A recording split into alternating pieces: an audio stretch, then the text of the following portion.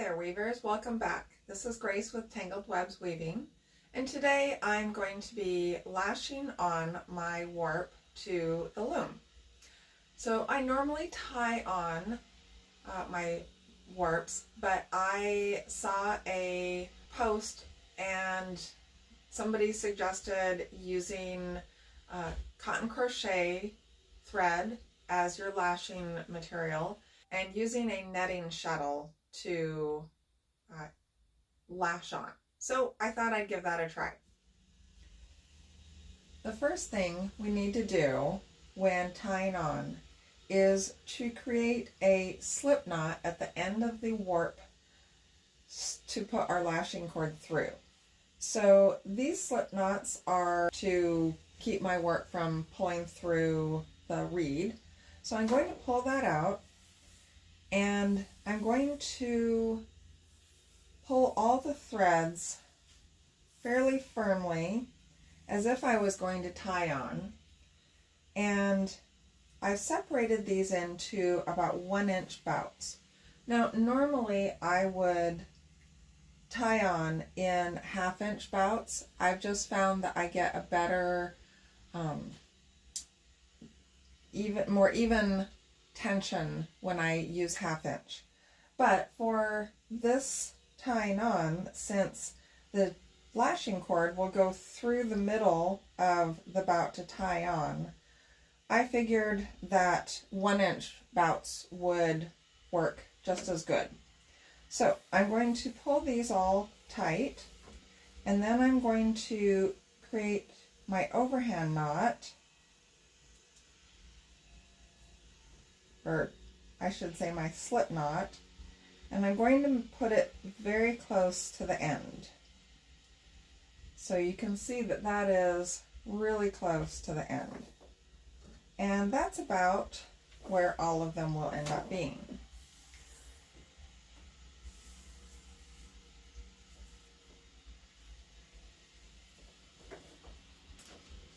They don't have to be exactly the same, because the lashing cord will take up some of that slack.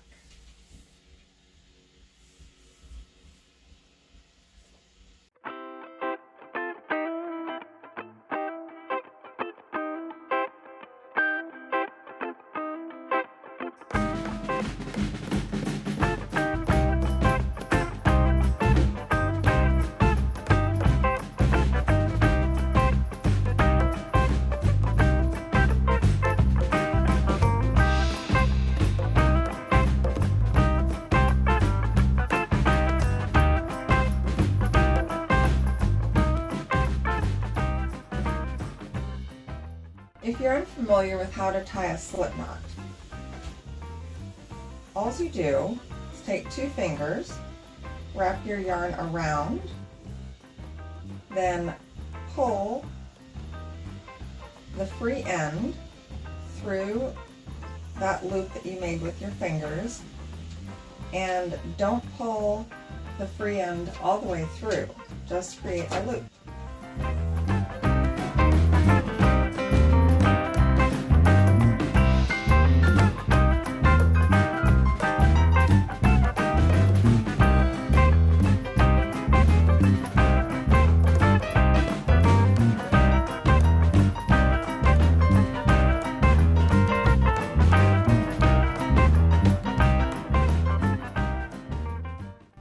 Okay, so now we have all of the bouts tied, and we can attach the lashing cord. I've got my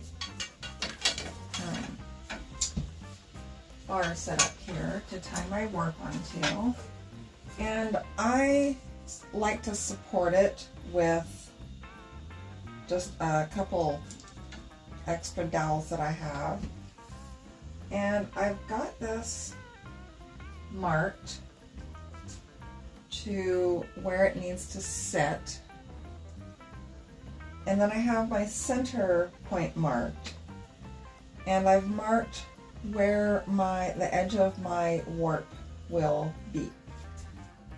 Now I don't have a netting shuttle, so I just wound some crochet cotton onto a blank bobbin, and I'm going to use that to act as my netting shuttle.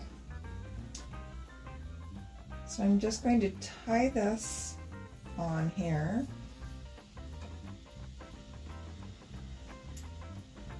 So we'll tie it on one end.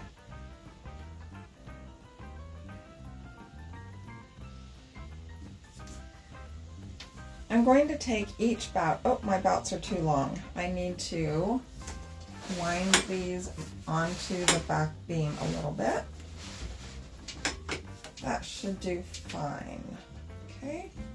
So I'm going to take my netting shuttle, and then I'm going to split this bout in two, and I'm going to go the same way with each one. I'm going to go over the right one and under the left one. I'm going to slide that over to where my mark is for where my warp edge should be.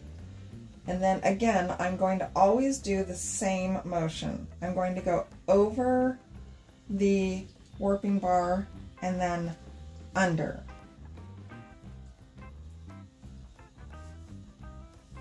Over the right, under the left, over the bar, and so forth.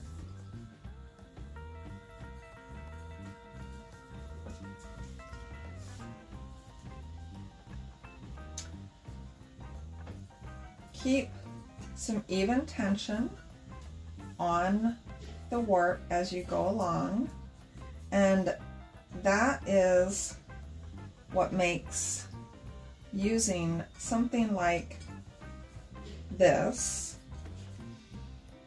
makes it a lot easier, because I'm able to keep tension on as I move along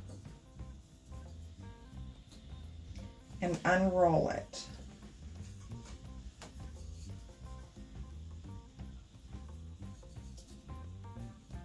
I'm not counting the threads that I'm splitting. I'm just kind of eyeballing it. It doesn't have to be exact. And you can see I haven't gotten these exactly the same length, but that's okay.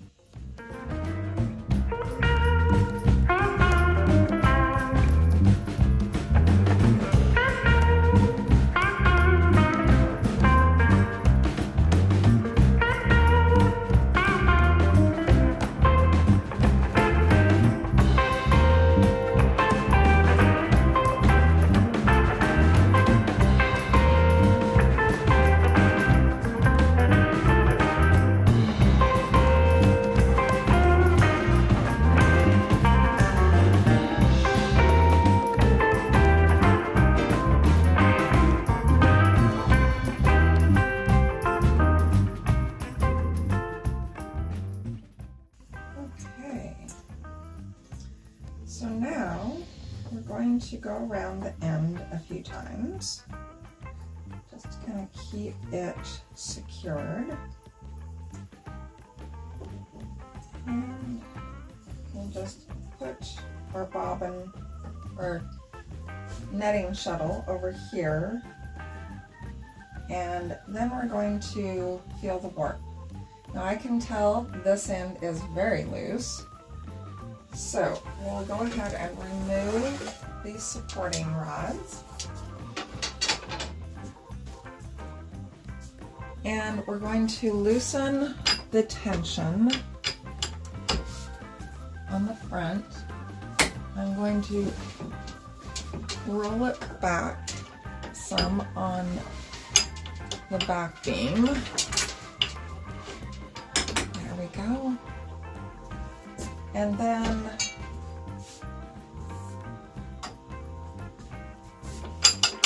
put the tension back on. That is amazing how that works. So I'm still loose over here, so I am just going to pull these tight and pull them across.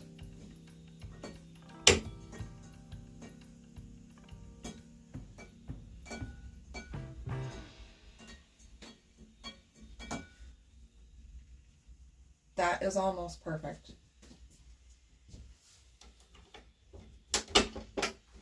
I'm going to let it off, let the back beam off, and roll this forward.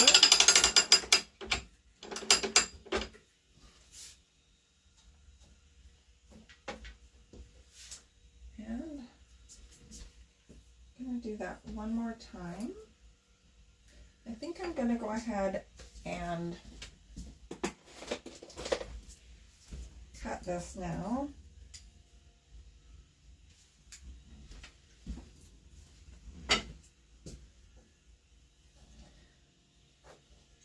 Don't even think I need to do anything. Just wrap it around there. It should hold fine.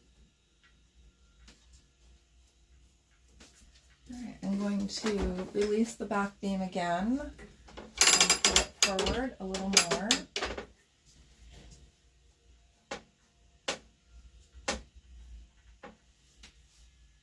I think it's perfect. All right, so now all I need to do is weave my header, and we can start weaving. So that took a lot less time than using the tying on method. Plus, I have probably saved a good 6 inches of warp that I can either play with or sample with. So I hope you liked watching this video. If you did, please give it a thumbs up and consider subscribing to my channel for notification when I release future videos. Thanks and happy weaving!